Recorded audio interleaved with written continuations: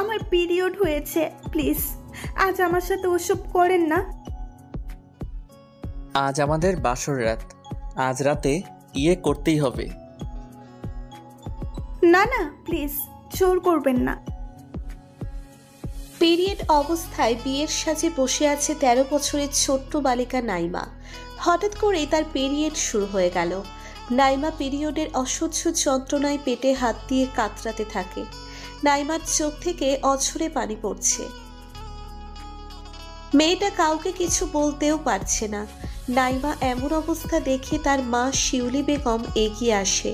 শিউলি Begum Neymar মাথায় হাত রেখে বলল, মা, কি হয়েছে তোর? নাইমার সামনে সবাই বসে আছে, তাই নাইমা কোনো উত্তর না দিয়ে তার ঠোঁট দিয়ে নিচের ঠোঁট চাপ দিয়ে ব্যথা সহ্য করার চেষ্টা করে। ব্যাপারটা শিউলি বেগম কিছুটা বুঝতে পারে। সে নাইমাকে নিয়ে অন্য ঘরে চলে যায়। ঘরে নিয়ে শিউলি বেগম নাইমাকে বলল, কিরে, তোর কি কিছু হয়েছে নাকি? তখন নাইমা বলল, মা, আমার পিরিয়ড শুরু হয়েছে, পেটে অসহ্য ব্যথা করছে, আমি এইভাবে বিয়ে করতে পারবো না, তুমি একটু বোঝার চেষ্টা করো। শিউলি বেগম বুঝতে পারে ব্যাপারটা, কিন্তু তার তো কিছুই করার নেই। সে চাইলেও বিয়েটা ভেঙে দিতে পারে না। হঠাৎ করে শোনা যায় বর এসেছে।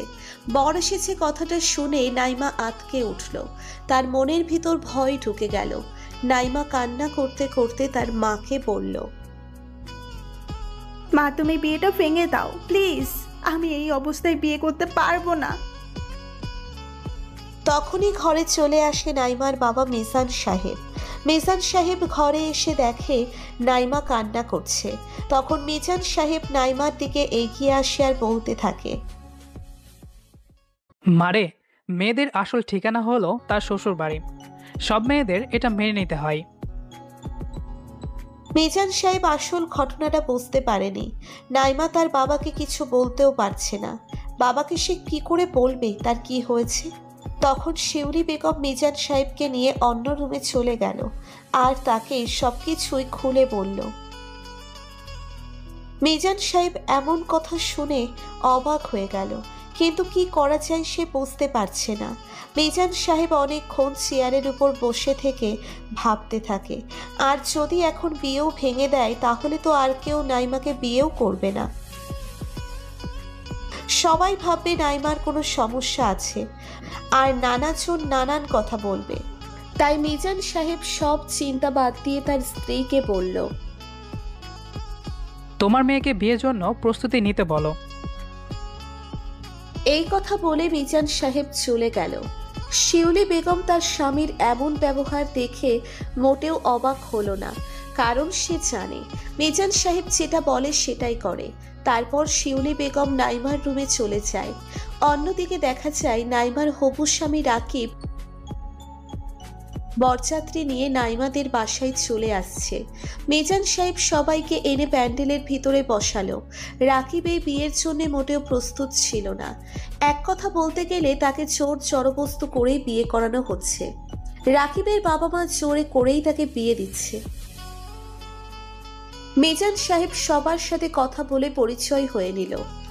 এইদিকে নাইমার মা তার রুমে এসে দেখে নাইমা বসে আছে। নাইমা তার মাকে দেখে বলল,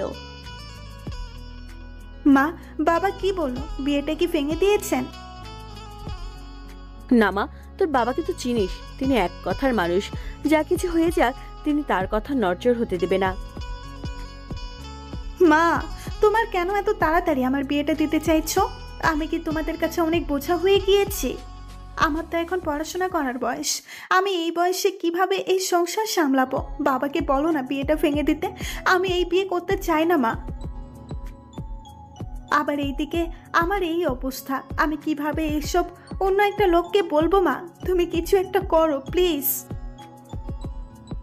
আমি আর কি বা করতে পারি, চিন্তা করিস না, সব ঠিক হয়ে যাবে।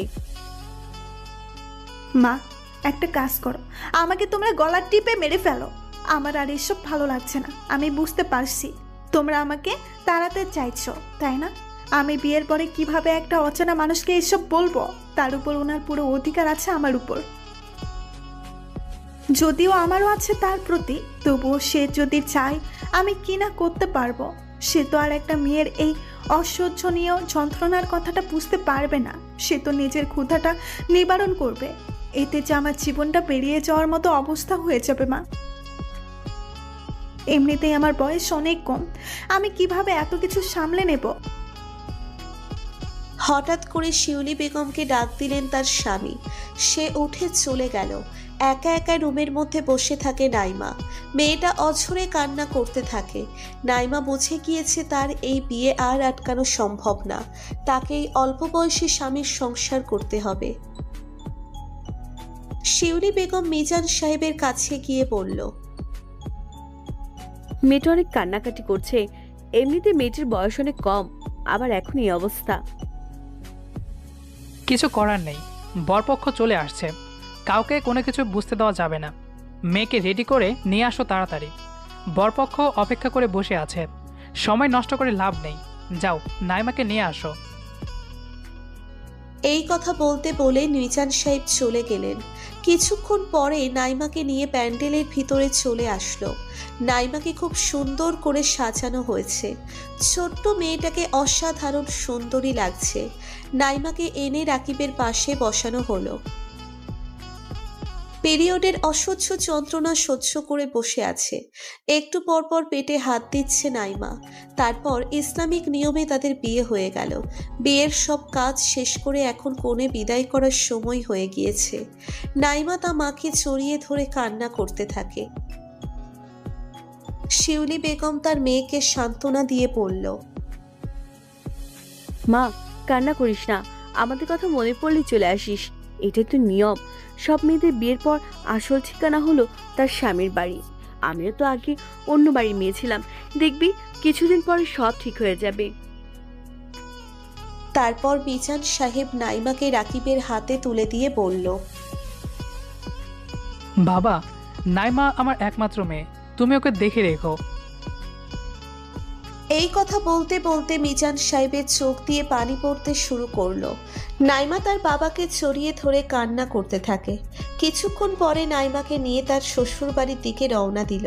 30 মিনিটের মধ্যে রাকিবের বাড়িতে পৌঁছে গেল। দেখতে দেখতে রাত হয়ে গেল। গাড়ি রাত 12টা ছুঁই ছুঁই, কিন্তু রাকিব এখনো বাসর ঘরে আসেনি। একটা রুমের মধ্যে একা একা বসে আছে নাইমা। প্রায় 1 ঘন্টা পার হয়ে গেল। নাইমাকে বাসর ঘরে এনে বসিয়ে রেখেছে, কিন্তু রাকিবের আসার কোনো নাম নেই। এইদিকে নাইমার মনে ভিতরে অজানা ভয় আর পিরিয়ডের অসহ্য যন্ত্রণা নিয়ে বসে আছে। শরীরটাও ভালো লাগছে না। মনে এতটা আশঙ্কা থাকতো না যদি না শরীরটা ভালো থাকতো। আতঙ্কটা ক্ষণে ক্ষণে বেড়েই চলেছে। অচেনা একজন মানুষ, তার উপর ওনার পুরো অধিকার আছে আমার উপর। সে যদি চাই আমি কি না করতে পারবো। সে তো আর একটা মেয়ের এই অসহ্যনীয় যন্ত্রণার কথাটা বুঝতে পারবে না। সে তো নিজের ক্ষুধাটা নিবারণ করবে। এতে যে আমার জীবনটা বেরিয়ে যাওয়ার মতো অবস্থা হয়ে যাবে। এসব ভাবতেই নাইমার ভয় যেন বেড়েই যাচ্ছে। হঠাৎ করে কারোর আসার শব্দ শুনে বুঝতে আর বাকি রইল না রাকিব আসছে। দরজার শব্দ শুনেই নাইমার বুকের ভিতর কেঁপে উঠল। ভয়ে তার পুরো শরীর কাঁপতে থাকে। অবশেষে সব অপেক্ষার অবসান ঘটিয়ে বাসর ঘরে প্রবেশ করল রাকিব। বধূর সাজে 13 বছরের ছোট্ট বালিকাটি মাথায় বড় একটি ঘোমটা দিয়ে বসে আছে। ভয়ে সে নড়াচড়া করার মতো শক্তিটুকুও হারিয়ে ফেলেছে। কিছুক্ষণ পর বরের বেশে রাকিব রুমে প্রবেশ করলো। সে রুমে দরজা লক করতেই দেখলো মেয়েটি ঈষৎ কেঁপে উঠল। সব জল্পনা কল্পনার অবসান ঘটিয়ে রাকিব বাসর ঘরে প্রবেশ করলো। রাকিবের হাতে একটা ব্যাগ ছিল। রাকিব ব্যাগটা নাইমার দিকে দিয়ে বলল, এটা তোমার জন্য। আর কতক্ষণ এই মোটা শাড়িটা পরে থাকবে? চেঞ্জ করে নাও এবার। এই কথা বলে রাকিব ওয়াশরুমে চলে গেল ফ্রেশ হওয়ার জন্য। রাকিব চলে যাওয়ার পরে নাইমা ব্যাগটা হাতে নিয়ে খুলে দেখে একটা সুতির 1 পিস জামার সাথে একটা প্লাজো, সাথে একটা প্যাকেট করা জিনিস। প্যাকেট খুলে দেখে যে একটা ন্যাপকিনের প্যাকেট। কিছুক্ষণ নিস্তব্ধ হয়ে বসে রইল নাইমা। মাথায় কিছুই আসছে না। লোকটা বুঝলো কি করে? নাইমার মাথায় শুধু এটাই ঘুরপাক খাচ্ছে। কিছুক্ষণের মধ্যে রাকিবও ফ্রেশ হয়ে বাহিরে আসলো আর খাটের এক কোণে বসে বসে ফোন টিপছে। কেউ কোনো কথা বলছে না। একটু পরে নাইমা লাজুক কণ্ঠে বলল, আপনি জানেন কিভাবে যে আমার এটা লাগবে? রাকিব একটা মুচকি হাসি দিয়ে বলল, আসলে আমি অনেক আগেই বুঝতে পেরেছিলাম, যখন তোমাকে আমার পাশে বসানো হয়েছিল আমি তখনই তোমার অস্থিরতা দেখেই বুঝতে পেরেছি। ও, বাট অস্থিরতার তো অন্য কারণও থাকতে পারে, তাই না? বাট বারবার পেটে হাত দেওয়ার কারণ তো আর অন্য কিছুই হতে পারে না। রাকিবের কথা শুনে নাইমা তো পুরোই অবাক হয়ে গেল। নাইমা মনে মনে ভাবতে থাকে, লোকটা তার এত কিছু খেয়াল করলো, অথচ সে বুঝতেও পারেনি। নাইমাকে চুপচাপ থাকতে দেখে রাকিব বলল, ভয় পাওয়ার কিছু নেই, তুমি আমার স্ত্রী। আর সব থেকে বড় কথা হলো, কারো ভালো স্বামী হতে গেলে আগে ভালো বন্ধু হতে হয়। তুমি আমার কাছে তোমার সব কিছু শেয়ার করতে পারো, কোনো সমস্যা হবে না। নাইমা রাকিবের কথা শুনে একটু খুশি হলো। তার ভিতরে ভয় কাজ করছে। রাকিব নাইমাকে বলল, নাম কি তোমার? মেয়েটি কাঁপা কাঁপা কণ্ঠে বলল, জি, আমার নাম নাইমা। রাকিব বুঝতে পারল নাইমা ওকে প্রচণ্ড ভয় পাচ্ছে। তাই সে নাইমার ভয় দূর করার জন্য বলল, মাথায় এত বড় একটা ঘোমটা টেনে রেখেছো কেন? লজ্জায়? নাইমা আগের মতোই কাঁপা কাঁপা কণ্ঠে বলল, জি জি না। তাহলে এমন জড়সড় হয়ে মাথায় ইয়া বড় একটা ঘোমটা টেনে বসে আছো কেন? নর্মাল ড্রেস পরে নাও। নাইমা তবু আগের মতোই বিছানার এক পার্শ্বে গুটিসুটি মেরে বসে রইল। মেয়েটা খুব ভয় পাচ্ছে, ভয়ে কোনো কথাও বলছে না। নাইমার এমন আচরণে এবার রাকিবের কিছুটা হাসি পেল, কিন্তু সে হাসি চেপে রেখে বলল, ভয় নেই, আমি তোমায় স্পর্শ করব না। তুমি নির্দ্বিধায় ড্রেস চেঞ্জ করে এসে ঘুমাতে পারো। রাকিবের কথায় যেন নাইমা প্রাণ ফিরে পেল। সে গুটি গুটি পায়ে ওয়াশরুমে গেল ড্রেস চেঞ্জ করতে। কিছুক্ষণ পরে নাইমা ড্রেস চেঞ্জ করে এসে খাটের এক কোণে বসে রইল। নাইমার মন থেকে ভয় অনেকখানি কেটে গেল। রাকিব নাইমাকে বলল, এই রাতটা আমাদের জন্য শ্রেষ্ঠ একটা রাত। এই রাতটা স্পেশাল করে রাখতে পারি। আজ আকাশে খুব সুন্দর চাঁদ উঠেছে, সাথে তারাও জ্বলছে। চলো আমরা ছাদে গিয়ে গল্প করি। নাইমা মনে মনে খুব খুশি হয়ে বলল, চলুন, আপনাকেও আমার কিছু বলার আছে।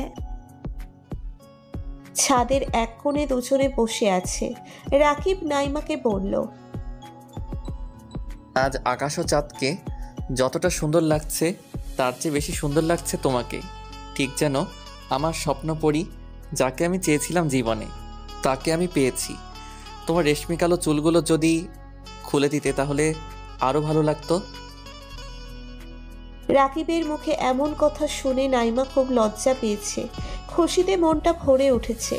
সে চুলগুলো খুলে দিল, হালকা বাতাসে উড়ছে চুলগুলো। রাকিব সেই সৌন্দর্য অপলকে উপভোগ করছে। আজ থেকে তোমার আমার নতুন জীবন শুরু। এতদিন তুমি ছিলে একটা বাড়ির মেয়ে, আর আজ থেকে তুমি একটা বাড়ির বউ, একজনের স্ত্রী।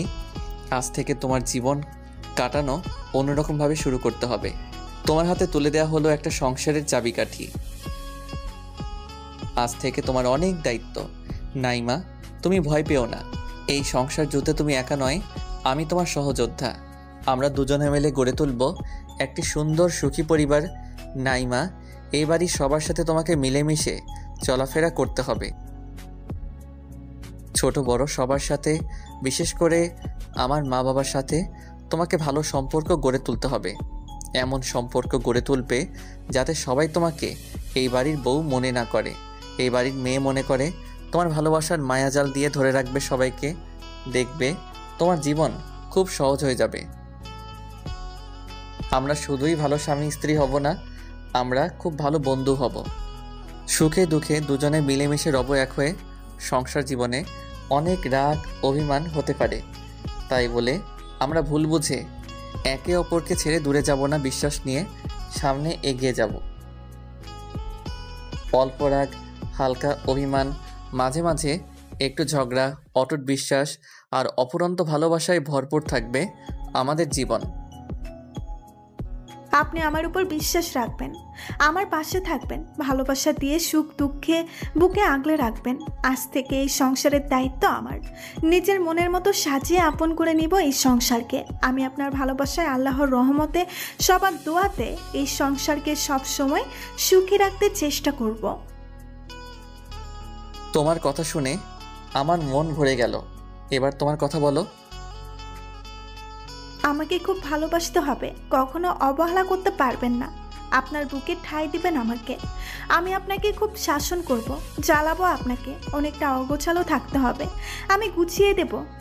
আপনার কাছ থেকে আমি বেশি কিছু চাই না। আমার ছোট্ট ছোট্ট আবদারগুলো পূরণ করলে আমি খুশি হব। আপনার ক্লান্ত মুখের ঘাম আমার শাড়ির আঁচল দিয়ে মুছতে দিবেন। তাড়াতাড়ি বাসায় ফিরবেন, আমার চুলের খোপায় বেলি ফুল গেঁথে দিবেন। আর হ্যাঁ, আমাদের রুমের জানালার পাশে বেলি ফুল আর হাসনাহেনা ফুল গাছ লাগাবেন। চাটনি রাতের সাথে গিয়ে আমাকে গান, কবিতা, গল্প শোনাবেন। মনে রাখবেন, নীল রং আমার খুব প্রিয়। আর হ্যাঁ, জন্মদিন, বিবাহ বার্ষিকীতে আমাকে শুভেচ্ছা জানাতে ভুলবেন না। মাঝে মাঝে আমাকে নিয়ে বেড়াতে যেতে হবে। নদীর তীরে হাতে হাত রেখে হাঁটতে হবে। বৃষ্টির দিনে কিন্তু আমাকে নিয়ে ভিজতে হবে। আর বেশি কিছু বলতে চাই না, বাকিটা আপনার ভালোবাসা দিয়ে বুঝে নেবেন। আমি আপনার সব কিছুতেই বিরাজ করতে চাই। আমি শুধু আপনার হব, আপনি শুধু আমার হবেন। আমি আমার কল্পনাতে, আমার স্বপ্নে, আমার মনের মাঝে এই রকম মেয়ে সাজিয়ে রেখেছিলাম। তুমি সেই আমার স্বপ্নের রাজকুমারী, আমার সুখের বৃষ্টি, আমার বাহুডোরে বুকের মাঝে। সারা জীবন শুধু তুমি রবে। আপনি আমার স্বপ্ন পুরুষ, যাকে নিয়ে আমি স্বপ্ন সাজিয়েছি। আপনার তরে নিজেকে মেলে দিতে চাই। রাকিব নাইমার কপালে চুম্বন এঁকে দিয়ে বুকে জড়িয়ে নিল। একে অপরকে খুব শক্ত করে ধরে আছে। কিছুক্ষণ পরে দুজনেই ঘুমিয়ে পড়ে। সকালে কারোর চিৎকার চেঁচামেচি শুনে ঘুম ভেঙে গেল নাইমার। সে চোখ খুলে তাকিয়ে দেখে রাকিব তার পাশে নেই। নাইমা তাড়াতাড়ি করে উঠে ফ্রেশ হয়ে বেরিয়ে আসলো নিচের রুম থেকে বের হতেই নাইমার কানে একটা আওয়াজ ভেসে আসলো। কথাটা বলছিল নাইমার শাশুড়ি। নাইমার শাশুড়ি একটা মধ্যবয়সী মহিলার সাথে কথা বলছে। মহিলাটি বলল, তোমার ছেলের বউ কই? তাকে তো দেখতে পাচ্ছি না। মনে হয় পরিপরি ঘুমাচ্ছে। মনে হয় বড়লোক বাড়ির মেয়ে। সকাল 9টা বাজে, এখনো ওঠে নাই। মনে হয় বাসার কাজ করার জন্য সে কাজের লোক নিয়ে আসছে। এখনকার বউগুলো এমনই হয়, কি আর বলবো। নাইমা কথাগুলো শুনেও না শোনার ভান করে তার শাশুড়ির দিকে এগিয়ে আসতে থাকে। নাইমার শাশুড়ি নাইমাকে দেখে পাশের মহিলাকে বলল, আইতেছে নবাবের বেটি। মুখ ভেঙচি দিয়ে কথাটা বলল। তারপর নাইমাও ওনাদের সামনে এসে সালাম দিল। তারপর তারা কিছুক্ষণ কথা বলল। মহিলাটা নাইমাকে বলল, নতুন বউ এত লেট করে ঘুম থেকে ওঠা ঠিক না। উনি এমন আরো কিছু কথা বলে চলে গেল। নাইমার শাশুড়ি সালমা বেগম মোটেও তেমন একটা ভালো না। সালমা বেগম নাইমাকে বলল, আমার জন্য একটু চা করে নিয়ে আসো তো বৌমা। নাইমা চা বানাতে চলে গেল রান্নাঘরে, কিন্তু কোথায় কি রাখা আছে সে কিছুই জানে না। এই বাড়িতে আজ নাইমার প্রথম দিন। কোথায় কি আছে তার পক্ষে এসব জানার কথাও না। তারপরেও সে খুঁজতে থাকে। এসব খুঁজতে খুঁজতে একটা সময় নাইমার হাতের সাথে ধাক্কা খেয়ে একটা চায়ের কাপ পড়ে ভেঙে যায়। নাইমা মনে মনে অনেক ভয় পেয়ে গেল। সালমা বেগম কিছু পড়ে ভেঙে যাওয়ার শব্দ শুনে তাড়াতাড়ি করে রান্নাঘরে ছুটে আসেন, আর এসে দেখে এই অবস্থা। এইদিকে নাইমা অনেক ভয় পেয়ে আছে। সালমা বেগম বলল, কিভাবে ভেঙে গেল এটা? মা, আমি খেয়াল করিনি, আমার হাতের সাথে লেগে কাপটা পড়ে ভেঙে গেল। প্রথম দিন এই অবস্থা, বাকি দিন কি করবে আল্লাহ ভালো জানে। ঠিকঠাক ভাবে কি কাজ করতে পারো না? সামান্য একটু চা বানাতে বললাম, এর জন্য এত কিছু? নাইমা মাথা নিচু করে দাঁড়িয়ে আছে। সালমা বেগম নাইমাকে আরো অনেক কথা বলে চলে গেল। একটু পরে নাইমা নিচের রুমে গিয়ে মন খারাপ করে বসে থাকে। অনেকক্ষণ পরে রাকিব বাসায় ফিরে আসে। রাকিব বাসায় এসে দেখে নাইমা মন খারাপ করে বসে আছে। রাকিব নাইমার পাশে বসে নাইমাকে জিজ্ঞেস করলো, কি হয়েছে তোমার? মন খারাপ কেন? কই মন খারাপ, ঠিক আছে আমি। আপনি ঘুম থেকে কখন উঠলেন? আমি তো সকাল 7টায় ঘুম থেকে উঠে গিয়েছি। কেন, কি হয়েছে? কিছু হয়নি, আপনি আমাকে ডাকেন নাই কেন? আসলে অনেক রাতে ঘুমালে, তাই ভাবলাম আরও কিছুক্ষণ ঘুমাও, তাই আর ডাক দিলাম না। আচ্ছা, আমি ফ্রেশ হব। আর হ্যাঁ, আমরা বিকালে ঘুরতে যাব, ঠিক আছে? রাকিবের মুখে ঘুরতে যাওয়ার কথা শুনে অনেক খুশি হয়ে গেল নাইমা। ফ্রেশ হয়ে রাকিব বের হয়ে আসলো ওয়াশরুম থেকে। তারপর রাকিব নাইমার পাশে এসে বসে বলল, এখানে তোমার কোনো সমস্যা হচ্ছে? না। তুমি মুখে না বললেও আমি বুঝতে পারছি। আর এটা কোনো ব্যাপার না, এক জায়গা থেকে আরেকটা নতুন জায়গায় আসলে একটু অসুবিধা হতেই পারে, তবে তোমাকে সব কিছুর সাথে খাপ খাইয়ে নিতে হবে। দেখবে কিছুদিন পরে সব ঠিক হয়ে যাবে। নাইমা কিছু না বলে চুপচাপ হয়ে গেল। নাইমার মুখে কোনো কথা নেই। রাকিব বলল, এমন মনমরা হয়ে বসে আছো কেন? এমনি। আচ্ছা, একটা প্রশ্ন ছিল। কি প্রশ্ন? আপনি কি বিয়ের আগে আমার ব্যাপারে সব খোঁজ খবর নিয়েছিলেন? না, আমি বিয়ের আগে তোমাকে দেখিওনি। কেন? কারণ আমি বিয়ের জন্য প্রস্তুত ছিলাম না, আর আমি বিয়ে করতে রাজিও ছিলাম না, তাই এত কিছু দেখি নাই। মা বাবা জোর করে আমাকে বিয়ের জন্য রাজি করিয়েছে, তাই তাদের ইচ্ছেতেই আমি বিয়ে করার জন্য রাজি হলাম। পরে তোমাকে প্রথমবার দেখেই আমি মনে মনে অনেক খুশি হলাম। খুশি হলেন কেন? কারণ আমি যেমন মেয়ে চেয়েছিলাম তুমি ঠিক তেমনই। তোমাকে প্রথম দেখেই ভালো লেগে যায়। তবে তুমি সত্যি সবার থেকে অনেক আলাদা। তোমার বয়স কম হলেও তোমার কথায় চলাফেরায় ম্যাচুরিটি একটা ভাব আছে। তোমার কথা শুনলে কেউ বলবে না তোমার বয়স এত কম। তোমাকে নিয়ে আমি আমার জীবন আলোকিত করতে চাই। আমাদের এই সংসার আমাদের সাজাতে হবে। অনেকক্ষণ দুজনে মিলে অনেক কথা বলতে থাকে। রাকিবের কথা শুনে নাইমা রাকিবের প্রতি দুর্বল হয়ে পড়ছে। তারা নিজেদের মধ্যে কথা শেষ করে রাকিব বাহিরে চলে গেল। নাইমা নিজের রুমে বসে রইল। সালমা বেগম নাইমার রুমে এসে দেখে সে রুমের ভিতরে শুয়ে আছে। নাইমা তার শাশুড়িকে দেখে তাড়াহুড়ো করে উঠে বসে গেল। সালমা বেগম নাইমাকে বলল, সারাদিন শুয়ে থাকলে তো হবে না, বাসায় অনেক কাজ আছে, ওইগুলো তো করতে হবে। আমি আসছি মা। আর একটা কথা। কি কথা মা? তুমি সারাক্ষণ রাকিবের পাশে পড়ে থেকো না, তার সাথে সময় কম কাটানোর চেষ্টা করবে। সারাক্ষণ রুমের ভিতরে বসে থাকবে না, আর রাকিবের সাথে যত পারো কম সময় কাটাবে। সালমা বেগম একজন শাশুড়ি হয়ে ছেলের বউকে কিভাবে এসব বলতে পারে? অনি এমন একটা মানুষ, তার মুখে কোনো কিছুই আটকায় না। আর মনে হচ্ছে রাকিবের সাথে নাইমাকে সালমা বেগম সহ্য করতে পারছে না। না হলে নিজের ছেলের বউকে কেউ কিভাবে এসব বলতে পারে? সালমা বেগমের কথা শুনে নাইমা নিশ্চুপ হয়ে আছে। একে তো নতুন বউ, সেই জন্য কিছু বলতেও পারছে না। সব কিছুই মাথা নিচু করে মেনে নিচ্ছে। এই ঘটনার পরে দেখতে দেখতে বিকেল হয়ে আসলো। তখন রাকিব নাইমাকে বলল, রেডি হয়ে নাও, আমরা বের হব। না হলে আমাদের ফিরতে ফিরতে অনেক রাত হয়ে যাবে। আমি যাব না, আমার ভালো লাগছে না, আপনি যেতে পারেন। কেন, কি হয়েছে তোমার? শরীর খারাপ নাকি নাইমা? না, আমি ঠিক আছি। তাহলে যাবে না বলছো কেন? তখন তো বললে যাবে। আমার মনে হচ্ছে তোমার শরীর খারাপ। দেখি আমি। এই কথা বলে রাকিব নাইমার কপাল হাত দিবে এমন সময় নাইমা রাকিবের হাত এক ঝটকা দিয়ে সরিয়ে দিল। রাকিব অবাক হয়ে তাকিয়ে রইল নাইমার দিকে। নাইমা বলল, আমাকে স্পর্শ করবেন না। আমাকে স্পর্শ করার অধিকার আমি আপনাকে দেইনি এখনো। ভুল করেও আমাকে স্পর্শ করতে আসবেন না।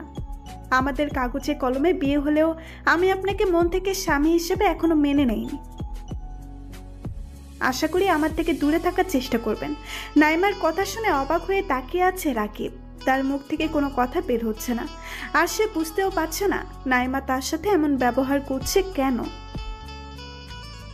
হঠাৎ নাইমার এমন ব্যবহার দেখে অবাক হয়ে গেল রাকিব। রাকিব বুঝতে পারছে না হঠাৎ করে কি এমন হলো যে নাইমা এমন ব্যবহার করছে। সকালে তো সব কিছু ঠিকঠাক ছিল, তাহলে হঠাৎ করে এমন করছে কেন? আমি কি কোনো ভুল করেছি, নাকি এমন কিছু বলছি যার জন্য সে রাগ করেছে? কিন্তু এসব কোনো কিছুই তো করেনি রাকিব। তাহলে এসবের কারণ কি? রাকিব নাইমকে, কি হয়েছে তোমার, আমাকে বলবে একটু প্লিজ? কি হবে আমার? কিছুই হয়নি। তুমি আমার সাথে যাবে বলে আমি সব কিছু ঠিক করে আসলাম। হঠাৎ করে না করে দিলে কিভাবে হবে? হয়তো তোমার মন খারাপ, তাই এমন করছো আমার সাথে। চলো, দেখবে মন ভালো হয়ে গেছে। রাকিব নাইমাকে অনেক বুঝিয়ে অবশেষে রাজি করিয়ে নিল। এই সময় কোথায় যাচ্ছিস তোরা? মা, নাইমাকে নিয়ে একটু বের হলাম, আর কিছু শপিং করতে হবে। সালমা বেগম মুখে একটা হাসি নিয়ে বলল, ঠিক আছে, যা, সাবধানে যেও। তারপর নাইমা আর রাকিব বের হয়ে গেল। তারা বের হওয়ার সাথে সাথে সালমা বেগমের মুখের হাসিটা গায়েব হয়ে গেল। রাকিব নাইমাকে নিয়ে ঘুরতে যাওয়াটা ভালোভাবে মেনে নিতে পারেনি।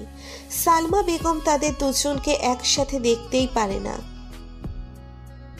রেগে মেগে তারপর তিনি তার রুমে চলে গেল। অন্যদিকে রাকিব আর নাইমা রিকশার জন্য অপেক্ষা করে দাঁড়িয়ে রইল। অনেকক্ষণ হয়ে গেল, কিন্তু রিকশা এখনো তারা পাচ্ছে না। তখন নাইমা বলল, চলেন, এইভাবে দাঁড়িয়ে না থেকে আমরা হাঁটা শুরু করি। হাঁটার মধ্যে রিক্সা পেলে আমরা উঠে যাব। নাইমার কথা শুনে দুজনেই হাঁটা শুরু করে দিল। হাঁটতে হাঁটতে রাকিব বলল, আচ্ছা, তোমার পছন্দের খাবার কি? নাইমা বলল, আমার সব থেকে পছন্দের খাবার হলো ফুচকা। ফুচকা আমার অনেক বেশি ভালো লাগে। ও। হাঁটতে হাঁটতে একটা রিকশা দেখতে পায় তারা। তারপর দুজনেই রিকশায় উঠে বসে। রিকশা একটা শপিং মলের সামনে গিয়ে থামে। রিকশা ভাড়া মিটিয়ে তারা শপিং মলের ভিতরে চলে যায়। তারপর নাইমার জন্য কিছু শপিং করে তারা একটা রেস্টুরেন্টে গিয়ে বসে। তাদের নিজেদের মতো খাবার সার্ভ করে। তারপর তাদের সামনে তাদের খাবার চলে আসে। তবে নাইমার মন এখনো খারাপ। সালমা বেগমের বলা কথাগুলো নাইমার মনে পড়ছে। সেগুলো মনে করতেই নাইমা চুপচাপ হয়ে গেল। খাবার সামনে রেখেও খাবার খাচ্ছে না। তবে নাইমার মন এখনো খারাপ। সালমা বেগমের বলা কথাগুলো নাইমার মনে পড়ছে। সেগুলো মনে করতেই নাইমা চুপচাপ হয়ে গেল। খাবার সামনে রেখেও খাবার খাচ্ছে না। রাকিব নাইমাকে দেখে বুঝতে পারে নাইমা কোনো কিছু নিয়ে চিন্তিত। তখন রাকিব বলল, নাইমা, তুমি খাবার খাচ্ছ না কেন? খাবার তো ঠান্ডা হয়ে যাচ্ছে। রাকিবের বলা কথা নাইমার কান অবধি যায়নি, যেহেতু অন্যমনস্ক হয়ে সালমা বেগমের কথা ভাবছে। রাকিব এইবার একটু জোরেই কথা বলল। তখন নাইমা বলল, কি হয়েছে? তোমার কি হয়েছে বলো তো? তখন থেকে খেয়াল করছি তুমি অন্যমনস্ক হয়ে কি যেন ভাবছো। কি হয়েছে? কোনো সমস্যা হলে আমাকে জানাতে পারো। না, কিছু হয়নি। তারপর রাকিব আর কোনো প্রশ্ন করল না। তারা দুজনেই খাবার খেয়ে একটা নদীর পাড়ে চলে গেল। নদীর পাড়ে যেতেই তাদের পুরো শরীর শীতল হয়ে উঠল। ঠান্ডা ঠান্ডা পরিবেশ আর বাতাস আসছে। দুজনেই হাঁটতে থাকে, কিন্তু কেউ কোনো কথা বলছে না। নদীর পাড়ে এসে নাইমার মন কিছুটা ভালো হয়ে গেল। রাকিব নাইমার দিকে তাকাতেই দেখে বাতাসের সাথে নাইমার চুলও হাওয়ায় ভাসছে। খুব সুন্দর লাগছে নাইমাকে। হঠাৎ করে নাইমা একটা ফুচকার দোকান দেখে নিজের অজান্তেই এই প্রথম সে রাকিবের হাত ধরে ফেলল। নাইমার হাতের ছোঁয়ায় রাকিব শিউরে ওঠে। নাইমা ব্যাপারটা বুঝতে পারে আর সে রাকিবের হাত ছেড়ে দিয়ে সরি বলে এক দৌড়ে চলে গেল ফুচকার দোকানের দিকে। আর এই দিকে বেচারা রাকিব তার হাতের দিকে তাকিয়ে আছে। নাইমা একা একা ফুচকা খাচ্ছে, খেতে খেতে 2 প্লেট খাইছে। তাও সে রাকিবকে জিজ্ঞেস করলো না সে খাবে কিনা। তারপর খাওয়া দাওয়া শেষ করে তারা বাসায় চলে গেল। বাসায় গিয়ে ফ্রেশ হয়ে রাকিব বাসা থেকে বের হয়ে চলে গেল। একটু পরে সালমা বেগম নাইমার রুমে আসে। সালমা বেগমকে দেখেই নাইমা খাটের ওপর থেকে নেমে দাঁড়িয়ে গেল। নাইমা বলল, মা, কিছু লাগবে নাকি? কিছু লাগবে না। তোমাকে আমি কি বলেছিলাম ভুলে গেলে? তোমাকে না বলছি রাকিবের সাথে কম মিশতে? জি, আমি ওনার সাথে যেতে চাইনি, উনি আমাকে জোর করেই নিয়ে গিয়েছে। সব বুঝি আমি। তুমি না চাইলে রাকিব কোনোভাবেই নিতে পারে না। যাই হোক, ওয়াশরুমের ভিতর কিছু জামা কাপড় রেখে এসেছি, এসব একটু ধুয়ে রেখে দিও। সালমা বেগমের কথা মতো নাইমা সব জামা কাপড় ধুয়ে রেখে নিচের রুমে চলে যায়। আবার নাইমাকে বসে থাকতে দেখে সালমা বেগম বলল, এইভাবে শুয়ে বসে থাকলে বাসার কাজকর্ম কে করে দিবে? তোমার বাবা এসে করবে? সালমা বেগমের কথা শুনে নাইমা রেগে গিয়ে বলল, আপনাদের বলার সেটা আমাকে বলবেন। আমার বাবাকে কেন টানেন? আমার বাবাকে নিয়ে কোনো কথা বলবেন না। বাবার জন্য যদি এত টান হয়, বাসার কাজ ফেলে রেখে সারাদিন রুমে বসে থাকো কেন? বাসায় কি তোমার আম্মু তোমাকে কিছুই শিখায়নি? আল্লাহই জানে তোমাকে কোন পরিবার থেকে তুলে নিয়ে আসছে। দেখুন মা, আমার পরিবার নিয়ে কথা বলবেন না, কারণ আমার পরিবার আমাকে এমন কোনো খারাপ শিক্ষা দেয়নি। আমি আমার মা বাবার কাছে সবসময় ভালো শিক্ষা নিয়েছি। তোমার এত বড় সাহস, আমার মুখে মুখে কথা বলছো? আজকে রাকিব বাসায় আসুক, তারপর একটা কিছু হবে।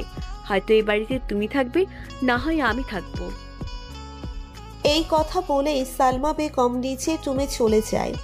একটু পরে রাকিব বাসায় ফিরে আসতেই নাইমার নামে রাকিবকে অনেক কথা বলতে থাকে।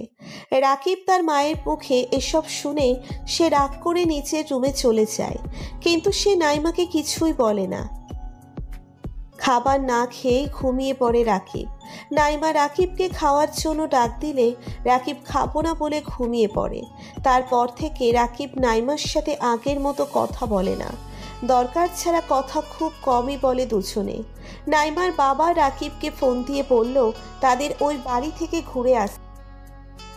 তখন রাকিব ভাবল যে নাইমা ওই বাড়ি থেকে ঘুরে আসলে ঠিক হয়ে যাবে, মনও ভালো হয়ে যাবে। রাকিব নাইমাকে সেটা বলল। নাইমা যাওয়ার জন্য রাজি হলো। সেদিন রাতে রাকিব তার মাকে বলল তারা কাল সকালে নাইমাদের বাসায় যাবে। এই কথা শুনে মনে হয় সালমা বেগমের গায়ে আগুন ধরে গেল। তিনি আর কোনো কিছু না বলে খাওয়া দাওয়া শেষ করে নিচের রুমে গিয়ে ভাবতে থাকে কিভাবে ওদের যাওয়া আটকানো যায়। সালমা বেগমের মনের ভেতর একটা ভয় কাজ করে। ওই বাড়িতে গেলে যদি তাদের মধ্যে আবার সব ঠিকঠাক হয়ে যায়, আর যদি তারা দুজনেই একসাথে বেশি বেশি সময় কাটায়। সালমা বেগম প্ল্যান করতে থাকে কিভাবে এদের যাওয়া আটকে দেওয়া যায়। সালমা বেগম সারা রাত এটা ভাবতে থাকে, আর তার মাথায় একটা শয়তানি বুদ্ধিও চলে আসে। সালমা বেগম সকালের অপেক্ষা করতে থাকে। সালমা বেগম ভাবতে থাকে কিভাবে নাইমা আর রাকিবকে আটকানো যায়। শুয়ে পরিকল্পনা করতে থাকে। তার মাথায় একটা শয়তানি বুদ্ধি চলে আসে। তারপর তিনি ঘুমিয়ে পড়ে। অন্যদিকে নাইমা আর রাকিব চুপচাপ হয়ে আছে, কেউ কারোর সাথে কথা বলছে না।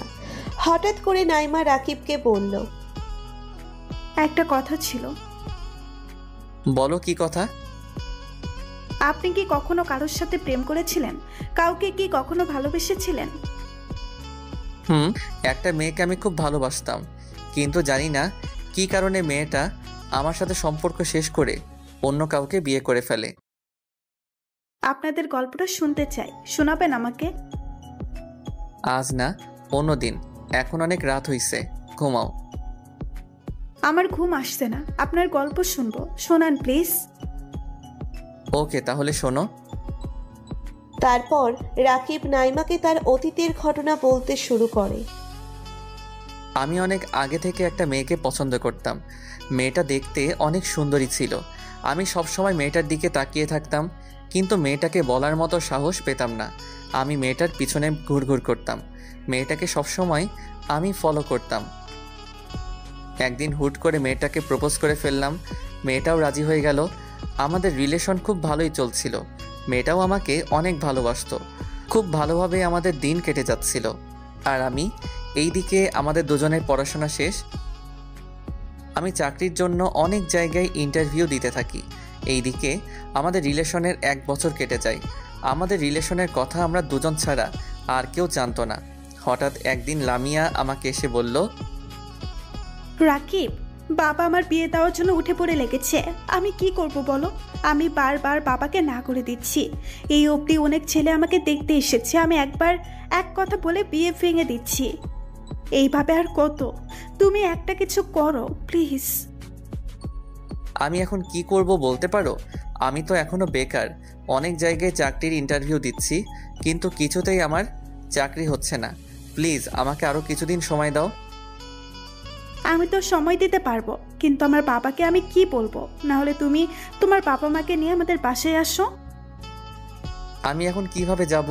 আমি গিয়ে তোমার বাবাকে বলবো আমি বেকার, আপনার মেয়েকে আমি বিয়ে করতে চাই, এসব বলবো নাকি? তারপর আমার এসব কথা শুনে তোমার বাবা তোমাকে আমার হাতে তুলে দিবে। আমি এত কিছু জানি না রাকিব, তুমি যা করবে তাড়াতাড়ি করবে, আমাদের হাতে সময় খুব কম। আচ্ছা, আমি দেখছি কি করা যায়। তারপর লামিয়া আর কিছু না বলে তার বাসায় চলে গেল। একটু পরে আমি আমার বাসায় চলে গেলাম। রাতের খাওয়া দাওয়া শেষ করে আমি ঘুমাতে চলে গেলাম। বালিশের উপরে মাথা রাখতেই লামিয়ার কথা মনে পড়ে গেল। শুয়ে শুয়ে ভাবতে থাকলাম কি করব আমি এখন, আমার কি করা উচিত? একদিকে নিজের ভালোবাসার মানুষের কথাও কাউকে বলতে পারছি না। কোন মুখে বলবো আমি একটা মেয়েকে ভালোবাসি, তাকে আমি বিয়ে করতে চাই? যেখানে আমার খাওয়া দাওয়া সব কিছু আমার পরিবার দেখে, সেখানে আমি আরেকজনের কথা কিভাবে বলি? কিছুই ভালো লাগছে না আমার। এসব ভাবতে ভাবতে দেখি লামিয়া কল দিয়েছে। ঘড়ির দিকে তাকিয়ে দেখি রাত 1টা বাজে। এই সময় লামিয়া আবার কল কেন দিল? এসব ভাবতেই কল কেটে গেল। আবার কল দিল লামিয়া। আমি আর দেরি না করে কল রিসিভ করলাম। লামিয়ার কল রিসিভ করতেই লামিয়া কান্না ভেজা গলায় বলে উঠল, রাকিব, কিছু একটা করো প্লিজ, না হলে আমার আর কিছুই করার থাকবে না। কান্না করছো কেন? কি হয়েছে তোমার? আব্বু আমার বিয়ে ঠিক করে ফেলছে, আগামী শুক্রবার আমার বিয়ে। লামিয়ার মুখে এমন কথা শুনে যেন আমার মাথায় আকাশ ভেঙে পড়ল। আমি স্তব্ধ হয়ে গেলাম। কি বলবো কিছুই বুঝতে পারছি না। মনে হচ্ছে আমার চারপাশ অন্ধকার হয়ে আসছে। বুকের ভেতরটা চিনচিন করে উঠছে। চুপ হয়ে আছো কেন? আমি তোমাকে ছাড়া অন্য কাউকে নিজের স্বামী বলে মেনে নিতে পারবো না। আমি তোমার সাথে দেখা করতে চাই। কাল বিকালে একটু দেখা করবে প্লিজ? আচ্ছা ঠিক আছে। এখন রাখলাম, কান্না করো না, সব ঠিক হয়ে যাবে। আচ্ছা। তারপর ফোন রেখে দিলাম। আমার চোখের পানি টলমল করছে। আমি কি করব কিছুই বুঝতে পারছি না। এতদিন চেষ্টা করার পরেও আমি একটা চাকরি জোগাড় করতে পারিনি। আমার ভাগ্যটা এত খারাপ হবে ভাবিনি আমি। ঘুমানোর চেষ্টা করেও ঘুমাতে পারছি না। কিছুতেই চোখে ঘুম আসছে না। লামিয়ার মুখটা বারবার ভেসে উঠছে। রাতটা কিভাবে কেটে গেল বুঝতে পারিনি। পরের দিন লামিয়ার সাথে দেখা করতে চলে গেলাম। দেখি লামিয়া আমার আগে এসে বসে আছে। লামিয়াকে দেখে আমার খুব খারাপ লেগে উঠল। মেয়েটির চোখ পুরো ফুলে আছে। দেখে বোঝা যাচ্ছে মেয়েটা সারা রাত কান্না করে কাটিয়ে দিয়েছে। লামিয়ার কাছে যেতেই লামিয়া আমাকে শক্ত করে জড়িয়ে ধরে কান্না করে দিল। আমি লামিয়াকে জড়িয়ে ধরে বলতে থাকলাম, লামিয়া প্লিজ, এইভাবে কান্না করো না, সব কিছু ঠিক হয়ে যাবে। বিয়ে তো ঠিক হয়েছে মাত্র, বিয়ে তো আর হয়ে যায়নি। আমাদের হাতে 5 দিন সময় আছে। এই 5 দিনে তুমি কি করবে শুনি? দেখি কি করতে পারি, কিছু একটা তো করতে হবে আমাকে। তুমি এখন বাসায় চলে যাও, আমি তোমাকে রাতে কল দিয়ে বলবো সব কিছুই। ঠিক আছে, কিন্তু যা করবে খুব তাড়াতাড়ি করবে। তারপর লামিয়া তার বাসায় চলে যায়, আমিও আমার বাসায় চলে গেলাম। বাসায় যেতে যেতে ভাবলাম আম্মুকে সব কিছুই বলবো, কারণ আমার আম্মু আমাকে অনেক ভালোবাসে। আমি জানি আমার আম্মু আমাকে ঠিক বুঝবে। তারপর আমি বাসায় গিয়ে আম্মুর রুমে চলে গেলাম। আম্মুকে গিয়ে বললাম, আম্মু তোমার সাথে আমার কিছু জরুরি কথা আছে। কি কথা বল। আম্মু, আমি কাল থেকে আব্বুর সাথে ব্যবসা করব। কি ব্যাপার রাকিব, যাকে এত করে বলেও দোকানে পাঠানো যায় না, আর তার মুখে এমন কথা? আম্মু তোমাকে আমার আরও কিছু কথা বলার আছে। তারপর আমি আম্মুকে লামিয়ার কথা সব বললাম। লামিয়ার বিয়ে ঠিক হয়েছে ওই সবও বললাম। আম্মু আমার কথা শুনে অবাক হয়ে গেল, কারণ আমি কোনো মেয়ের সাথে কথা বলা তো দূরের কথা, কারোর সাথে কখনো মিশতে পারিনি। আমার সব শুধুই ছেলে ফ্রেন্ড ছিল, কখনো আমার কোনো মেয়ে বন্ধু ছিল না, কারণ আমার আম্মু আমাকে সবসময় বয়েজ স্কুলে পড়াশোনা করিয়েছে। যাই হোক, গল্পে ফিরে আসি। আম্মু বলল, মেয়েটাকে আমাদের বাসায় নিয়ে আসিস। আম্মুর কথা শুনে আমি অনেক খুশি হয়ে গেলাম। আমি জানতাম আম্মু আমাকে বুঝতে পারবে। রাতে লামিয়াকে কথাটা বললাম, লামিয়াও অনেক খুশি হয়ে গেল। বুঝতে পারিনি এটাই আমার জীবনের শেষ খুশি। লামিয়াকে ফোন দিয়ে বললাম, আম্মু আমাদের সম্পর্কটা মেনে নিবে। আম্মু বলছে তোমাকে আমাদের বাসায় আসতে। পরের দিন বিকালে লামিয়া আমার বাসার সামনে চলে আসে, এসে আমাকে কল দিল। আমি দরজা খুলে লামিয়াকে ভিতরে নিয়ে আসি। রাকিব, আমার খুব ভয় করছে তোমার আম্মুর সামনে যেতে। আরে ভয় কিসের? আমার আম্মু অনেক ভালো মনের মানুষ, আর আমাকে অনেক ভালোবাসে। তোমাকে দেখলে আম্মু অনেক খুশি হয়ে যাবে। তারপর আমি লামিয়াকে নিয়ে আম্মুর কাছে চলে গেলাম। আম্মু লামিয়াকে দেখে খুশি হলো। লামিয়া আম্মুর কাছে গিয়ে আম্মুকে সালাম করলো। লামিয়ার ব্যাপারে আম্মু অনেক কিছু জিজ্ঞেস করলো। অনেকক্ষণ কথা বলার পরে আমি আম্মুকে বললাম, আম্মু তোমরা কথা বলো, আমি গিয়ে নাস্তা বানিয়ে নিয়ে আসি। এই কথা বলে আমি নাস্তা রেডি করতে চলে গেলাম। আম্মু আমাকে যেতে দিচ্ছিল না, তাও আমি গেলাম, কারণ আমি চাইছিলাম তারা একটু আলাদাভাবে কথা বলুক। সব কিছু ঠিকঠাক করতে আমার প্রায় 20 মিনিটের মতো সময় লেগে গেল। এর মাঝে আমার একটা বন্ধু আমাকে কলও দিল, ওর সাথেও কথা বললাম। তারপর আমাদের 3 জনের জন্য নাস্তা নিয়ে এসে দেখি লামিয়া নেই। আমি আম্মুকে জিজ্ঞেস করলাম, আম্মু লামিয়া কোথায় গেল? লামিয়া তো ওর বাসায় চলে গেছে। কি? কেন চলে গেছে? জানি না, ও আমাকে বলল ওর বাসা থেকে নাকি কল আসছে, তাই জরুরিভাবে চলে গেল। আমি বলেছিলাম তোর সাথে দেখা করে যেতে, কিন্তু ও আমার কথা না শুনেই চলে গেছে। আচ্ছা ঠিক আছে, আমি দেখছি কি হয়েছে। তারপর আমি নিজের রুমে গিয়ে আমার ফোনটা বের করে লামিয়াকে কল দিলাম, কিন্তু ওর ফোন অফ। বারবার কল দিতে থাকি, তাও ফোন অফ দেখায়। বুঝতে পারলাম না ওর কি এমন হলো যে ফোন অফ করে রাখলো। নিজের মনকে অনেকভাবে সান্ত্বনা দিতে থাকি, হয়তো ফোনের চার্জ শেষ তাই অফ হয়ে গিয়েছে। তাও বারবার কল দিয়েই যাচ্ছি। রাতে খাওয়া দাওয়া শেষ করে এসে আবার কল দিলাম, এখনও ফোন অফ। খুব চিন্তা লাগছে, কি হয়েছে ওর? এইভাবে কেটে গেল অনেক দিন, এখনও লামিয়ার ফোন অফ। আমি যেন পাগলের মতো হয়ে যাচ্ছি।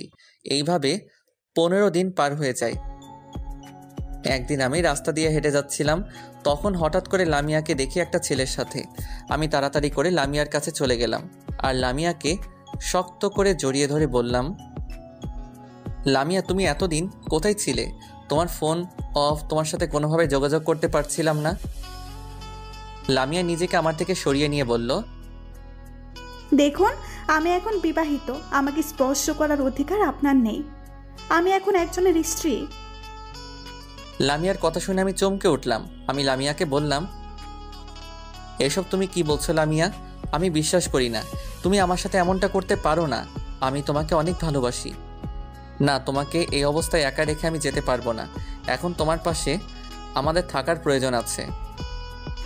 আমার কিছু হবে না বাবা, তুই যা, সমস্যা নাই।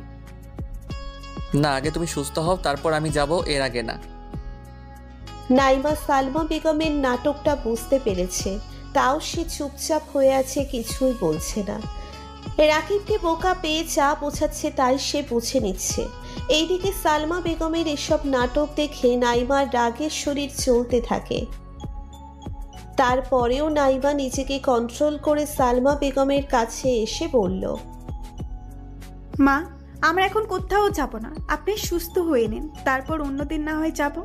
আপনাকেও একা এইভাবে রেখে যাওয়া আমাদের ঠিক হবে না। নাইমা তারপর নিজের রুমে গিয়ে সব চেঞ্জ করে বসে থাকে। রাকিবও একটু পরে নিজের রুমে চলে আসে। রাকিব নাইমার কাছে এসে বলল, মন খারাপ করবে না প্লিজ। মায়ের এই অবস্থায় তাকে একা রেখে যাওয়া আমাদের ঠিক হবে না। মন খারাপ করিনি। আচ্ছা, আপনি থাকেন, আমি মায়ের কাছে যাচ্ছি।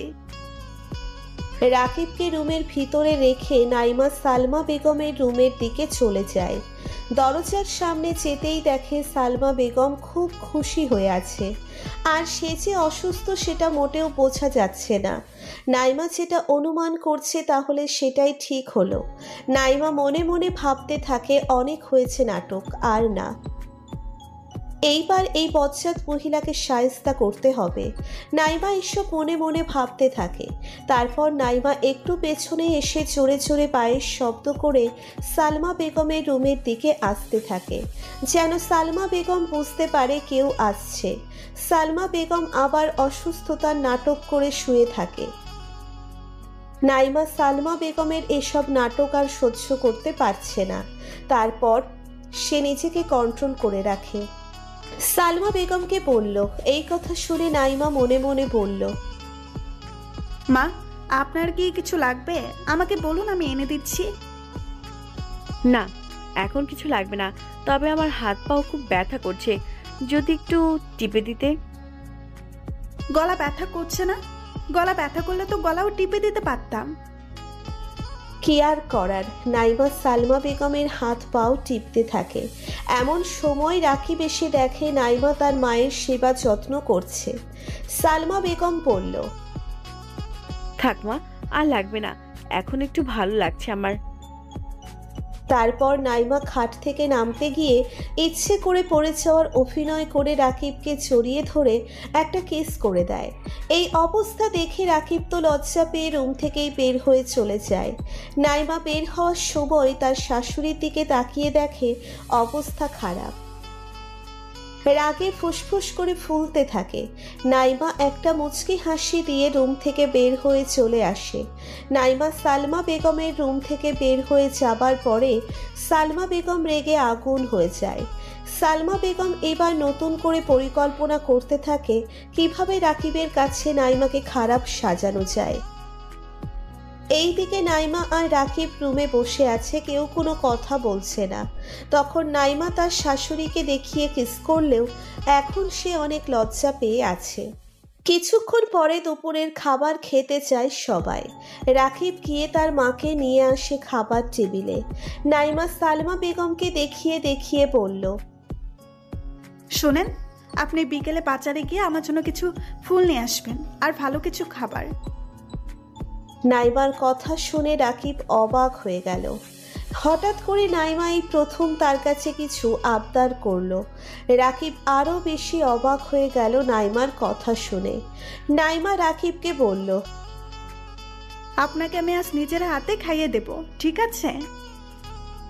রাকিব অনেক লজ্জা পেয়ে গেল। আর এইদিকে তো সালমা বেগম কোনো কথাও বলতে পারছে না। তার পুরো শরীরে তো রাগে আগুন ধরে যাচ্ছে। সালমা বেগমের এমন অবস্থা দেখে নাইমা মনে মনে হাসতে থাকে। তারপর কোনো রকম ভাবে খাওয়া দাওয়া শেষ করে সবাই নিজেদের রুমে চলে গেল। একটু পরে রাকিব বাহিরে চলে গেল নাইমার বলা জিনিসগুলো কিনতে। সালমা বেগম এই সময়ের অপেক্ষা করেছিল কখন রাকিব বাহিরে যাবে। রাকিব বের হওয়ার কিছুক্ষণ পরে সালমা বেগম নাইমাকে ডেকে তার রুমে নিয়ে গেল। জি মা, বলুন, কিছু লাগবে নাকি আপনার? তোমাকে আমি কি বলেছিলাম মনে নেই? কি বলছিলেন মা? তোমাকে না বলছি রাকিবের থেকে দূরে থাকতে, রাকিবের সাথে কম মিশতে। তুমি তো আমার কোনো কথাই রাখছো না। আপনার সব কথা আমাকে মেনে নিতে হবে কেন? আর উনি আমার স্বামী, ওনার সাথে আমার যা খুশি তাই করব। আপনি কেন আমাকে এসব বলেন? যদি ছেলেকে নিজের আঁচলের মধ্যে রাখতে চান তো তাকে বিয়ে কেন করালেন? তোমার সাহস তো কম না, তুমি আমার মুখে মুখে তর্ক করছো। আজকে রাকিব বাসায় আসুক, তারপর দেখো তোমার কি অবস্থা হয়। আপনাকে আমি সম্মান করি, তার মানে এই নয় যে আপনি আমাদের সব কিছুতেই কথা বলবেন। আপনি কেন আমাদের সম্পর্ক নিয়ে কথা বলবেন? আপনার জন্য আপনার ছেলে অনেক কষ্ট পেয়েছে। আপনার ছেলে আপনাকে ভালোবাসে আর বিশ্বাস করে বলে আপনি তার বিশ্বাস নিয়ে খেলা করছেন। আপনি কেমন মানুষ যে নিজের সন্তানকে হাসি খুশি দেখতে পারেন না? আপনি তো মা না, মা নামের কলঙ্ক। এই যে আপনাদের মতো কিছু মায়েদের জন্য একটা পরিবার নষ্ট হয়ে যায়। আপনার মতো মা থাকা যে না থাকাই ভালো। নাইমা এসব বলছে এমন সময় রাকিব এসে পড়ে। রাকিব নাইমার মুখে এসব কথা শুনে সে নিজের রাগ কন্ট্রোল করতে না পেরে নাইমার গালে ঠাস করে একটা থাপ্পড় বসিয়ে দেয়। এই সময়ের অপেক্ষা করেছিল সালমা বেগম, আর ঠিক সময় রাকিবও এসে পড়ছে। সালমা বেগম রাকিবকে দেখে কান্না করার অভিনয় করতে থাকে আর গিয়ে রাকিবকে জড়িয়ে ধরে আর বলতে থাকে, আমি আর এই বাড়িতে থাকবো না। এখানে আমার কোনো মান সম্মান নেই। আমাকে সব সময় অপমান করে তোর বউ। তুই বাড়িতে না থাকলেই আমার সাথে খারাপ আচরণ করে, তুই আজ দেখলি। এই কথা বলে আবার হু হু করে কান্না করতে থাকে। তখন রাকিব তার মাকে বলল, তুমি কোথাও যাবে না, এটা তোমার বাড়ি। আর ওর এত বড় সাহস কি করে হয় যে তোমার সাথে খারাপ আচরণ করে? এই কথা বলে রাকিব নাইমার দিকে এগিয়ে গিয়ে বলল, নাইমা, আমি তোমাকে মনে করছি তুমি খুব ভালো মেয়ে, কিন্তু আমার ধারণাটা তুমি আজ ভুল প্রমাণ করলে। আমার মায়ের সাথে এইভাবে কথা বলা তোমার উচিত হয়নি। উনি আমার জন্মদাত্রী মা। আমি আমার মায়ের অপমান কিছুতেই মেনে নিতে পারবো না। আমি আমার এই মায়ের জন্য পৃথিবীর আলো দেখতে পেয়েছি, আর তুমি আমার সেই মায়ের সাথে এমন খারাপ ব্যবহার করেছো। মায়ের কাছে তুমি এক্ষুনি ক্ষমা চাও। নাইমা কোনো কথা না বলে চুপ করে দাঁড়িয়ে আছে, কারণ বুঝতে পেরে গেছে সে এখন কিছু বললেও সেটা রাকিব বিশ্বাস করবে না, কারণ রাকিবের মায়ের প্রতি তার অন্ধবিশ্বাস অনেক বেশি। তাই নাইমা বাধ্য হবে সালমা বেগমের কাছে গিয়ে ক্ষমা চেয়ে নেয়। সালমা বেগম নাইমার দিকে তাকিয়ে একটা মুচকি হাসি দেয়। নাইমা কিছু না বলে মন খারাপ করে নিচের রুমে চলে যায়। রাকিব তার মাকে বলতে থাকে, আম্মু, তুমি মনে কষ্ট নিও না। ও তো তোমার মেয়ের মতোই। আর ও এখনো অনেক ছোট, তাই কার সাথে কিভাবে কথা বলতে হবে বুঝতে পারেনি। তুমি ওকে ক্ষমা করে দিও। বাবা, আমি বোমাকে নিজের মেয়ের মতোই দেখি, আর তুই তো জানিস আমি তোকে কতটা ভালোবাসি। কিন্তু বাবা, বৌমা তোর সামনে আমার সাথে ভালো আচরণ করলেও তুই যখন বাসায় থাকিস না আমার সাথে বাজে ব্যবহার করে। আমি তোকে কিছু বলি না, কারণ আমি চাই না তোদের মধ্যে আমার জন্য কোনো ঝামেলা হোক। আমি আর কয়দিন বা বেঁচে থাকবো? আমি তো চাই তোদের নিয়ে সুখে শান্তিতে কয়েকটা দিন বেঁচে থাকতে। আম্মু, তুমি এসব কি বলছো? আজকের পর থেকে আর কখনো নাইমা তোমার সাথে খারাপ আচরণ করবে না। তুমি এখন রেস্ট করো একটু, আমি আসছি। এই কথা বলে রাকিব রুম থেকে বের হয়ে যায়। রাকিব রুম থেকে বের হওয়ার পরে সালমা বেগম তার চোখের পানি মুছে একটা মুচকি হাসি দিয়ে মনে মনে বলল, মেয়েটা এখনো আমাকে চিনতে পারেনি আমি কেমন মানুষ। এইদিকে রাকিব রাগ করে বাহিরে চলে গেল। দেখতে দেখতে অনেক রাত হয়ে গেল, কিন্তু রাকিব বাসায় ফিরছে না। রাকিবকে নিয়ে চিন্তা করতে থাকে নাইমা। নাইমা বারবার রাকিবকে কল দিতে থাকে, ফোন বেজেই চলেছে, কিন্তু কেউ রিসিভ করছে না। নাইমা অনেক ভয় পেয়ে গেল, রাকিবের আবার কিছু হয়ে যায়নি তো। নাইমার মনে আজে বাজে চিন্তা এসে ভর করতে থাকে। নাইমা এবার সালমা বেগমের রুমে চলে যায়। নাইমা সালমা বেগমকে বলল, মা, উনি তো এখনো বাসায় ফিরে আসেননি। ফোন দিচ্ছি, ফোনও রিসিভ করছে না। সালমা বেগম নাইমার কথা শুনে চিন্তায় পড়ে গেল। ছেলেটার আবার কোনো বিপদ হয়নি তো? সালমা বেগম খারাপ হলেও সে তার ছেলেকে অনেক ভালোবাসে। সালমা বেগম এবার নিজের ফোন দিয়ে ফোন দিতে থাকে, তাও কেউ ফোন রিসিভ করছে না। সালমা বেগম নাইমাকে বলল, তোমার জন্য আমার ছেলের আজ এই অবস্থা। জানি না আমার ছেলেটা কোথায় আছে এখন, কেমন আছে। আমার ছেলের যদি কিছু হয়ে যায় তাহলে আমি তোমাকে কখনো ক্ষমা করব না। সালমা বেগম এসব বলছে আর রাকিবকে কল দিচ্ছে, কিন্তু কেউ ফোন রিসিভ করছে না। নাইমা আর সালমা বেগম খুব চিন্তায় পড়ে গেল। এত রাতে রাকিব কোথায় চলে গেল? রাকিবকে নিয়ে সবাই চিন্তায় পড়ে গেল। রাকিবের কোনো খোঁজ নেই। ঘড়িতে রাত 2টো বাজে হঠাৎ একটা গাড়ির শব্দ শুনে নাইমা আর সালমা বেগম দরজার কাছে চলে গেল। তখনই দরজার কলিং বেল চাপ পড়ল। দরজা খুলে দেখে রাকিব দরকার আছে দাঁড়িয়ে আছে। দরজা খুলে দেখলো রাকিব দরজার কাছে দাঁড়িয়ে আছে। সালমা বেগম রাকিবকে ভিতরে ঢুকিয়ে বলল, বাবা, তুই এত রাত অব্দি কোথায় ছিলি? আর তোকে আমরা কত কল দিচ্ছিলাম, কল রিসিভ করিসনি কেন? রাকিব কোনো কথার জবাব না দিয়ে চুপচাপ দাঁড়িয়ে রইল। নাইমা বলল, কি হয়েছে, কথা বলছেন না কেন? আপনি কোথায় চলে গিয়েছেন? আপনি কি জানেন না আপনার জন্য কেউ অপেক্ষা করে আছে? নাকি জেনেও ইচ্ছে করে এমন করছেন? রাকিব কোনো কথাই বলছে না। সালমা বেগম আবার বলল, রাকিব বাবা, কথা বলছিস না কেন? কি হয়েছে তোর? আমার ভালো লাগছে না বাবা। রাকিব কারো কথার উত্তর না দিয়ে সে নিজের রুমের দিকে চলে গেল। রাকিবের পিছনে নাইমাও চলে গেল। নাইমা রুমে গিয়ে দেখে রাকিব খাটের উপরে শুয়ে আছে। নাইমা রাকিবের কাছে গিয়ে বলল, আপনার কি শরীর খারাপ? কিছু কি হয়েছে আপনার? আমাকে ডিস্টার্ব করবে না, যাও তুমি। আমি একটু একা থাকতে চাই। আপনাকে আমি কিছু প্রশ্ন করেছি, আমার প্রশ্নের উত্তর দিন। কোথায় ছিলেন আপনি এত রাত অবধি? আমি কোথায় ছিলাম না ছিলাম সেই কৈফিয়ত কি তোমাকে দিতে হবে নাকি? আপনি এত রাত অবধি বাইরে ছিলেন কেন?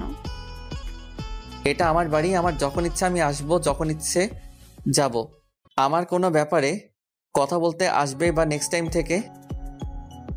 এই কথা বলে রাকিব আবার খাটের উপরে শুয়ে গেল আর নাইমা দাঁড়িয়ে কান্না করতে থাকে। রাকিবের এমন ব্যবহারে নাইমা খুব কষ্ট পেয়েছে। নাইমার চোখ দিয়ে টপ টপ করে পানি পড়তে থাকে। নাইমা কিছুতেই ঘুমাতে পারছে না। রাকিবের বলা কথাগুলো নাইমার কানে বারবার বেজেই যাচ্ছে। দেখতে দেখতে সকাল হয়ে আসলো। নাইমা কাউকে কিছু না বলে নিজের জামা কাপড় গুছিয়ে নিয়ে বাসা থেকে বের হয়ে গেল আর সে সোজা তার বাপের বাড়িতে চলে যায়। রাকিবের কথায় অনেক বেশি কষ্ট পেয়েছে মেয়েটা, তাই কাউকে কিছু না বলে সকাল সকাল বাপের বাড়িতে চলে গেল। নাইমা তার বাড়িতে গিয়ে দরজার কলিং বেলে চাপ দেওয়ায় অনেকক্ষণ পরে তার মা এসে দরজা খুলে নাইমাকে দেখে অবাক হয়ে যায়। কি রে মা, এত সকাল সকাল তুই এখানে? আর তুই একা কেন? তোর স্বামীকেও তো দেখতে পাচ্ছি না। আমি একা এসেছি, আমার সাথে কেউ আসে নাই, আর আমি কাউকে না জানিয়েই চলে আসছি ওখানে। কেন, কি হয়েছে হঠাৎ করে যে তুই কাউকে না জানিয়ে চলে আসলি? আমি আসাতে মনে হয় তোমার সমস্যা হচ্ছে, তাহলে আমি চলে যাচ্ছি।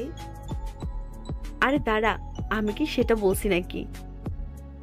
কি রে, তুই এত সকাল সকাল এখানে? আর জামাই কই? আমি একাই আসছি, আর আমি যেখানে আসছি ওইটা কেউ জানে না। কি হয়েছে? ওখানে কি কোনো সমস্যা হয়েছে? না। তাহলে কাউকে না বলে চলে আসলি? তোকে নিয়ে চিন্তা করবে না তারা? অন্যদিকে রাকিবের ঘুম ভেঙে যায়। সে ঘুম ঘুম চোখে তাকিয়ে দেখে নাইমা তার পাশে নেই। তারপর রাকিব নাইমাকে খুঁজে বের করে যায়। খুঁজতে বের হয়ে যায়। রান্নাঘরেও খুঁজে দেখে। তারপর রাকিবের চোখ পড়ে দরজার দিকে। দরজা খোলা। দরজা খুলে দেখে রাকিব একটু ভয় পেয়ে গেল। মেয়েটা এত সকাল সকাল কই চলে গেল? তারপর রাকিব নাইমাকে ফোন দিতে থাকে, কিন্তু নাইমা রাকিবের ফোন রিসিভ করছে না। রাকিব বুঝতে পারছে নাইমা কাল রাতের ব্যবহারে অনেক কষ্ট পেয়েছে। রাকিব এবার নাইমার আম্মুর নাম্বারে কল দিয়ে জানতে পারে নাইমা তাদের বাসায় চলে গেছে। রাকিবও কিছুক্ষণ পরে বের হয়ে যায় নাইমাকে নিয়ে আসতে। কিছুক্ষণের মধ্যে রাকিব ওখানে পৌঁছে যায়। রাকিব নাইমার বাসায় গিয়ে প্রবেশ করে। রাকিব দেখে নাইমার মা বাবা এগিয়ে আসলো। রাকিবকে দেখে নাইমার মা বাবা এগিয়ে আসলো। তারপর তারা তিনজনে বসে কথা বলতে থাকে। নাইমার বাবা বলল, বাবা, কি হয়েছে তোমাদের মধ্যে যে নাইমা এইভাবে কাউকে না বলে চলে এসছে? আসলে কাল একটু ঝামেলা হয়েছে, সেই জন্য নাইমা রাগ করছে। নাইমার মা নাইমাকে ডাক দিয়ে নিয়ে আসলো। নাইমা রাকিবের পাশে এসে বসে আর সালমা বেগমের সব কথা সবাইকে বলতে শুরু করে। সবাই তো নাইমার কথা শুনে অবাক। সব থেকে বেশি অবাক হচ্ছে রাকিব। তার মা এসব করতে পারে সে বিশ্বাস করছে না। রাকিব বলল, নাইমা, তোমার হয়তো ভুল হচ্ছে কোথাও। আমার মা এমন করতে পারে না। আমার মা আমাকে অনেক ভালোবাসে। আমি এসব বিশ্বাস করি না। জানি আপনি এটা বিশ্বাস করবেন না। আপনাকে বিশ্বাস করানোর জন্য এই বাড়িতে কিছুদিন থাকতে হবে। আমি রাজি আছি, কিন্তু এসব যদি মিথ্যা হয় তাহলে কি হবে? আপনি আমার কাছে ক্ষমা চেয়েছেন, আমাকে অপরাধী বানাবেন না। তারপর 2 দিন কেটে গেল। অন্যদিকে সালমা বেগম একা একা বাসায়। তার কোনো কিছুই ভালো লাগছে না। সালমা বেগম মনে মনে ভাবছে, আমি কি আমার ছেলেটাকে হারিয়ে ফেললাম? আমার ছেলে কি আর আমার কাছে ফিরে আসবে না? না, আমি গিয়ে ওদের নিয়ে আসব। আমি আমার ছেলেকে ছাড়া থাকতে পারবো না। এইসব ভেবে সালমা বেগম বের হয়ে নাইমার বাসার দিকে চলে যায়। কিছুক্ষণের মধ্যে নাইমার বাসায় পৌঁছে যায় সালমা বেগম। সালমা বেগম দরজার কলিং বেলে চাপ দিতেই নাইমার মা এসে দরজা খুলে দেখে সালমা বেগম। নাইমার আম্মু তাড়াতাড়ি করে সালমা বেগমকে বাসার ভিতরে নিয়ে আসে। একটু পরে নাইমা আর রাকিবও এখানে আসে। সালমা বেগম নিজের ভুল বুঝতে পেরেছে। সালমা বেগম নাইমার কাছে গিয়ে বলল, বোমা, আমি তোমার সাথে অনেক অন্যায় করেছি, তার জন্য আমি সত্যি অনুতপ্ত। আমাকে তুমি ক্ষমা করে দিও। আপনি আপনার ভুল বুঝতে পেরেছেন, সেটাই অনেক। রাকিব নিশ্চুপ হয়ে দাঁড়িয়ে আছে। সে কোনো কিছুই বুঝতে পারছে না। তখন সালমা বেগম রাকিবের দিকে এগিয়ে এসে বলল, বাবা, তুই আমাকে ক্ষমা করে দিস।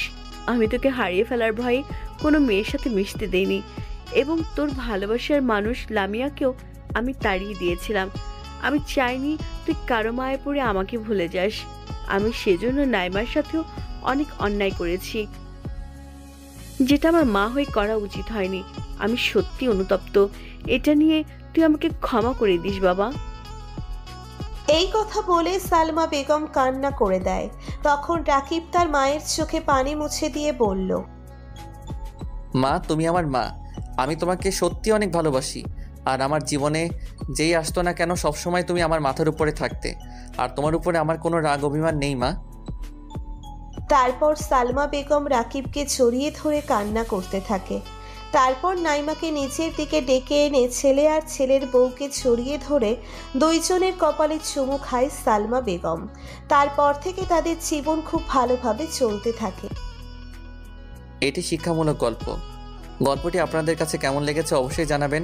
নিয়মিত গল্প শুনতে আমাদের পেজটি ফলো করুন ও ইউটিউব চ্যানেলটি সাবস্ক্রাইব করুন। ধন্যবাদ।